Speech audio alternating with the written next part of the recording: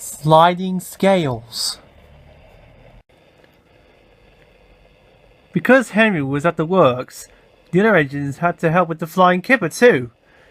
This is a special train of vans full of boxes of fish, which goes to markets in London and other places on the mainland. James did not like the flying kipper. "All those smelly vans," he complained one morning. "You can't get the smell off your tender for weeks." "I'm very fond of a good kipper," remarked his driver. "You're welcome to it," retorted James. "A right old misery today, aren't you?" said his fireman. "You got out of the shed by the wrong door this morning, and no mistake.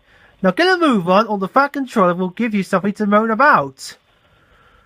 Groaning horribly on the curbs, James went slowly down to the harbour.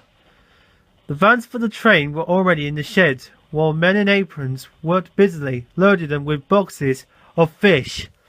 "Poof!" said James, wrinkling his nose. James was coupled to the vans. He had not been waiting long when a forklift truck laden with fish boxes rounded the corner and came towards him. Another, hurrying away with a new load, came too fast in the opposite direction. The load at once swerved to avoid the other one, and its heavy load swerved. 6 full boxes slid from the top of the pile and burst open on the rails in front of James. James closed his eyes in horror. "Ugh!" he shuddered. Broken fish in boxes lay everywhere. For once, James was right. The smell was not nice. Luckily, there was plenty of time for the men to clear up the mess before James had to leave.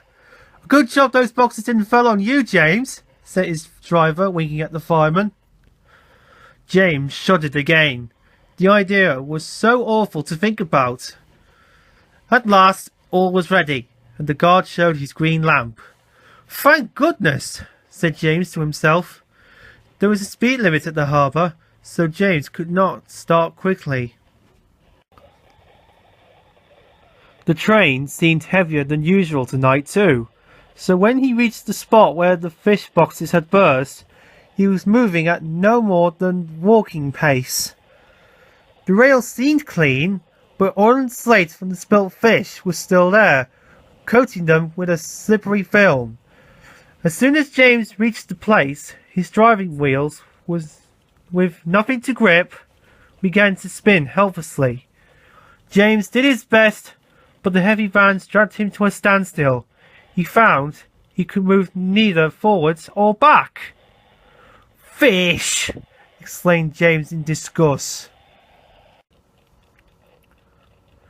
Men brought hoses and washed the rails.